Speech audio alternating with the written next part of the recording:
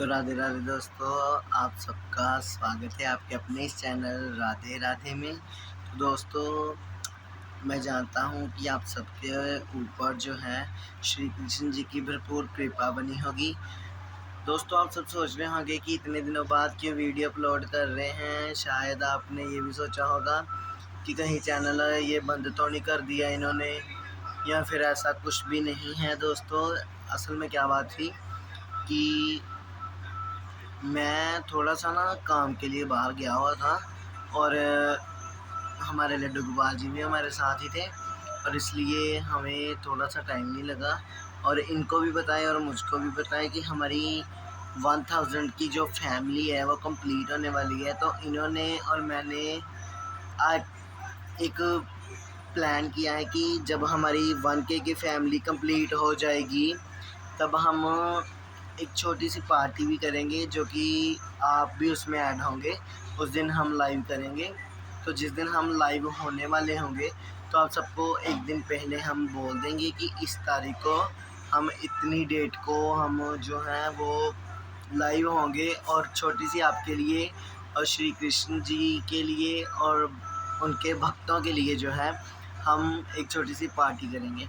तो आज की जो वीडियो है दोस्तों, वो हमारी होने वाली है बहुत ही रोचक वीडियो, जिसमें मैं आपको श्री कृष्ण जी के बारे में 14 रहस्य बताऊंगा, जो जानकर आप हैरान हो जाएंगे। आपको दोस्तों शायद ये रहस्य किसी ने बताए हों लेकिन ना बताए हों, लेकिन मैं आपके लिए ये रहस्य लेकर आया हूँ। चलिए बिना किसी देरी के हम अपनी आज की इस वीडियो को शुरू करते हैं। ओम भगवते वासुदेवाय नमः। पहला रहस्य, किस रंग के थे श्री कृष्ण? जनश्रुति अनुसार कुछ लोग श्री कृष्ण की त्वचा का रंग काला और ज़्यादातर लोग श्याम रंग का मानते हैं। श्याम रंग अर्थात कुछ कुछ काला और कुछ कुछ नीला, मतलब काले जैसा नीला। जैसा सूर्यास्त के बाद जब दिन अस्त होने वाला रहता है तो आसमान का रंग काले जैसा नीला हो जाता है। जनश्रुति अनुसार उनका रंग ना तो काला और ना ही नीला था, यह भी उनका रंग काला मिश्रित नीला भी नहीं था। उनकी त्वचा का रंग श्याम रंग भी नहीं था। दरअसल उनकी त्वचा का रंग मेघ श्यामल था, अर्थात काला, नीला और सफ़ेद मिश्रित रंग था। अगला रहस्य, श्री कृष्ण की गंध। प्रचलित जनश्रुति अनुसार माना जाता है कि उनके शरीर से मादक गंध निकलती रहती थी। इस गंध को वे अपने गुप्त अभियानों में छुपाने का उपक्रम करते थे। यही खूबी द्रौपदी में भी थी। द्रौपदी के शरीर से भी सुगंध निकलती रहती थी जो लोगों को आकर्षित करती थी। सभी इस सुगंध की दिशा में देखने लगते थे। इसलिए अज्ञातवास के समय द्रौपदी को चंदन, उपटन और इत्र आदि का कार्य किया, जिसके चलते उनको सरंद्री कहा जाने लगा था। माना जाता है कि श्री कृष्ण के शरीर से निकलने वाली गंधी गोपिका चंदन और कुछ कुछ रात रानी की सुगंध से मिलती जुलती है। तीसरा रहस्य, श्री कृष्ण के शरीर का गुण। कहते हैं कि भगवान श्री कृष्ण की देह कोमल अर्थात लड़कियों के समान मृदु थी, लेकिन युद्ध के समय उनकी देह विस्तृत और कठोर हो जाती थी। जनश्रुति अनुसार ऐसा माना जाता है कि ऐसा इसलिए हो जाता था क्योंकि वह लोग और कलारीपटु विद्या में पारंगत थे। इसका मतलब ये है कि श्री कृष्ण अपनी देह को कभी भी किसी भी प्रकार का बनाना जानते थे। इसलिए ऋषियों के समान देखने वाला उनका कोमल शरीर युद्ध के समय अत्यंत ही कठोर दिखाई देने लगता था, यही गुण कर्ण और द्रौपदी के शरीर में भी था। चौथा रहस्य, सदा जवान बने रहे श्री कृष्ण। भगवान कृष्ण का जन्म मथुरा में हुआ था। उनका बचपन गोकुल, वृंदावन, नंदगांव, बरसाना आदि जगहों पर बीता। द्वारिका को उन्होंने अपना निवास स्थान बनाया और सोमनाथ के पास स्थित प्रभास क्षेत्र में उन्होंने देह छोड़ दी। दरअसल भगवान कृष्ण इसी प्रभाव क्षेत्र में अपने कुल का नाश देखकर बहुत व्यथित हो गए थे। वह तभी से वहीं रहने लगे। एक दिन वह एक वृक्ष के नीचे विश्राम कर रहे थे, तभी किसी बेली ने उनको हिरण समझकर तीर मार दिया और यह तीर उनके पैरों में जाकर लगा और तभी उन्होंने अपनी देह त्याग का निर्णय ले लिया। एक दिन वह इसी प्रकार क्षेत्र के वन में एक पीपल के वृक्ष के नीचे योग निद्रा में लेटे थे। तभी जरा नामक एक बहेलिया ने भूलवश उन्हें हिरण समझकर विषयुक्त बाण चला दिया, जो उनके पैर के तलुए में जाकर लगा और भगवान श्री कृष्ण ने इसी को बहाना बनाकर देह त्याग दी।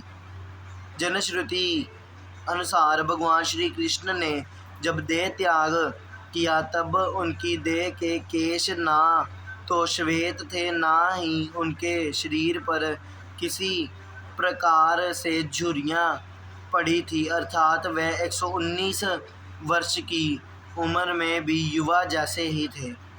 पांचवा रहस्य, कृष्ण की द्वारिका। भगवान कृष्ण ने गुजरात के समुद्री तट पर अपने पूर्वजों की भूमि पर एक भव्य नगर का निर्माण किया था। कुछ विद्वान कहते हैं कि उन्होंने पहले से उजाड़ पड़ी कुशल स्थिति को फिर से निर्मित करवाया था। माना जाता है कि भगवान श्री कृष्ण अंतिम वर्षों को छोड़कर कभी भी द्वारिका में 6 महीने से ज़्यादा नहीं रहे। जो भी हो, श्री कृष्ण की उस नगरी को विश्वकर्मा और मयदानव ने मिलकर बनाया था। विश्वकर्मा देवताओं के और माधव असुरों के इंजीनियर थे। दोनों ही राम के काल में भी थे। इतिहासकार मानते हैं कि द्वारिका जल में डूबने से पहले नष्ट की गई थी। किसने नष्ट किया होगा द्वारिका को, ये सवाल अभी भी बना हुआ है। हालांकि समुद्र के भीतर द्वारिका के अवशेष ढूंढ लिए गए हैं। वहाँ उस समय के जो बर्तन मिले हैं वो 528 ईसा पूर्व से 3000 ईसा पूर्व के बताए जाते हैं। छठा रहस्य यानी कि 6वां रहस्य, ईसा मसीह, श्री कृष्ण और बुद्ध का प्रभाव। हालांकि यह अभी भी शोध किया विषय है, फिर भी अब तक जितने भी लोगों ने इस पर शोध किया है उनका कहना यही है कि ईसा मसीह ने भारत का भ्रमण किया था और वह कश्मीर से लेकर जगन्नाथ मंदिर तक गए थे। उन्होंने कश्मीर के एक बौद्ध मठ में रहकर ध्यान साधना की थी। यहीं पर उनकी समाधि भी है। शोधकर्ता मानते हैं कि श्री कृष्ण का ईसा मसीह के जीवन पर बहुत प्रभाव पड़ा। उनके जन्म की कथा भी श्री कृष्ण के जन्म की कथा से कुछ मिलती जुलती है। इस जैकोलियत ने 1869 ईस्वी में अपनी एक पुस्तक द बाइबल इन इंडिया में लिखा कि जीसस क्रिस्ट और भगवान श्री कृष्ण एक थे। लुइस जैकोलियत फ्रांस के एक साहित्यकार और वकील थे, जिन्होंने अपनी पुस्तक में कृष्ण और क्राइस्ट पर एक तुलनात्मक अध्ययन प्रस्तुत किया है। जीसस शब्द के विषय में लुईस ने कहा कि क्राइस्ट को जीसस नाम भी उनके अनुयायियों ने दिया है। इसका संस्कृत में अर्थ होता है मूल तत्व। 7वां रहस्य, मार्शल आर्ट के जन्मदाता थे श्री कृष्ण। भारतीय परंपरा और जनश्रुति अनुसार भगवान श्री कृष्ण ने ही मार्शल आर्ट का आविष्कार किया था। दरअसल पहले इसे कालारिपुट्टी कहा जाता था। इस विद्या के माध्यम से ही उन्होंने चाणूर और मस्तिष्क जैसे मलों का वध किया था। तब उनकी उम्र 16 वर्ष की थी। मथुरा में दृष्ट रजक के सिर को हथेली के प्रहार से काट दिया था। जनश्रुतियों के अनुसार श्री कृष्ण ने मार्शल आर्ट का विकास ब्रिज क्षेत्रों के वनों में किया था। डांडिया रास उसी का एक नृत्य रूप है। कालारिपुट्ट विद्या के प्रथम आचार्य श्री कृष्ण को ही माना जाता है। हालांकि इसके बाद इस विद्या को अगस्त्य मुनि ने प्राचित किया था। इस विद्या के कारण ही नारायणी सेना भारत के सबसे भयंकर प्रहार सेना बल गई थी। श्री कृष्ण ने ही कालारिपुट्ट की नींव रखी और जो बात में बोधि धर्म से होते हैं आधुनिक मार्शल आर्ट में विकसित हुई। इसी के कारण ही ये विद्या चीन, जापान और बौद्ध राष्ट्रों में खूब फली फूली। आज भी ये विद्या केरल और कर्नाटक में प्रचलित है। श्री कृष्ण ने इस विद्या को अपनी नारायणी सेना को सिखा रखा था। डांडिया रास इसी का एक रूप है। मार्शल आर्ट के कारण उस काल में नारायणी सेना को भारत की सबसे भयंकर प्रहारक माना जाता था। 8वां रहस्य, परशुराम जी ने दिया था सुदर्शन चक्र।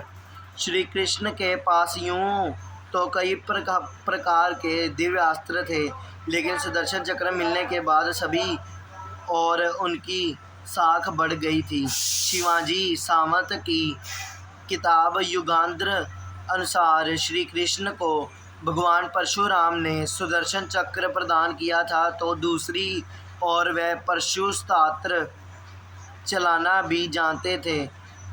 पशुपशास्त्र शिव के बाद श्री कृष्ण और अर्जुन के पास ही था। इसके अलावा उनके पास प्रपास्त्र भी था, जो शिव, वसुगण, भीष्म के पास ही था। 9वां रहस्य, शिव और कृष्ण का जीवाणु युद्ध। प्रचलित मान्यता अनुसार कृष्ण ने असम में बाणासुर और भगवान शिव से युद्ध के समय माहेश्वर ज्वर के विरुद्ध वैष्णव ज्वर का प्रयोग कर विश्व का प्रथम जीवाणु युद्ध लड़ा था। हालांकि यह शोध का विषय हो सकता है। युद्ध का कारण कृष्ण से प्रद्युम्न का और प्रद्युम्न से अनिरुद्ध का जन्म हुआ। प्रद्युम्न ने पुत्र तथा कृष्ण के पौत्र अनिरुद्ध की पत्नी के रूप में उषा की ख्याति है। अनिरुद्ध की पत्नी उषा शोणितपुत्र के राजा वानासुर की कन्या थी।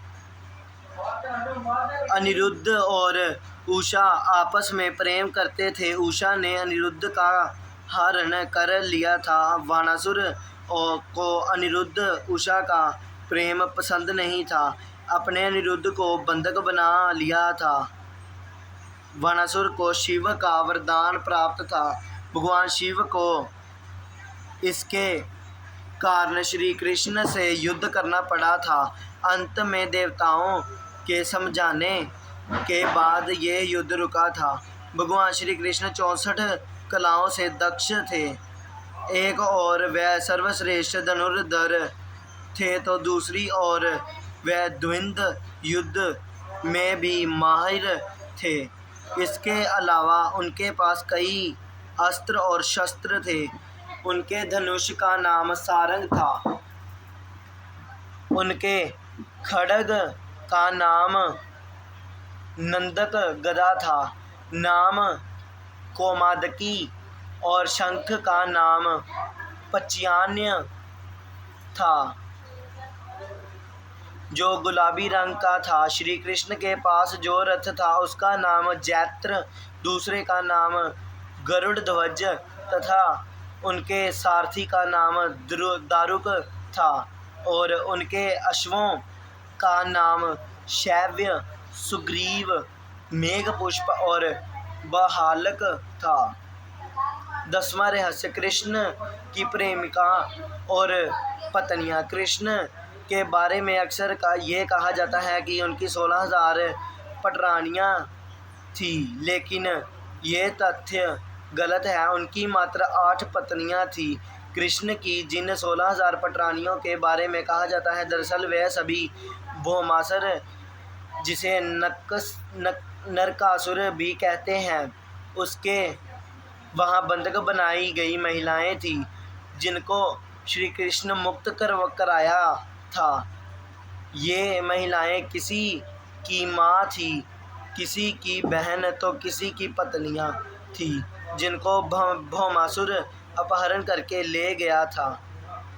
इसलिए जब उनको श्री कृष्ण जी को इस बारे में पता चला तो उन्होंने ब्रह्मकासुर का वध किया और वह उसकी रानियां जिनको उसने बंधक बनाया था, वह सब श्री कृष्ण जी को ही अपना सब कुछ मान चुकी थी। इसलिए उनकी 16,000 पत्नियां कहा जाता है। बस दोस्तों, आज की वीडियो यहीं पे समाप्त होती है। तो इसी के साथ आपने दोस्तों आज श्री कृष्ण जी के बारे में बहुत कुछ जाना है और हम कल भी इसी की तरह, अब वीडियो बिल्कुल नहीं रुकेगी दोस्तों, मेरी तरफ से सॉरी। तो आगे हम ऐसे ही वीडियो बढ़ाते रहेंगे। तो जल्दी से आप हमारी जो है 1000 की फैमिली कंप्लीट करें ताकि हम इसके बाद पार्टी कर सकें। तो धन्यवाद दोस्तों। आपको जो भी पता चला, अगर वीडियो अच्छी लगी तो लाइक और कमेंट ज़रूर कीजिएगा और चैनल को सब्सक्राइब भी बिल्कुल कीजिएगा। धन्यवाद दोस्तों। ओम भगवते वासुदेवाय नमः।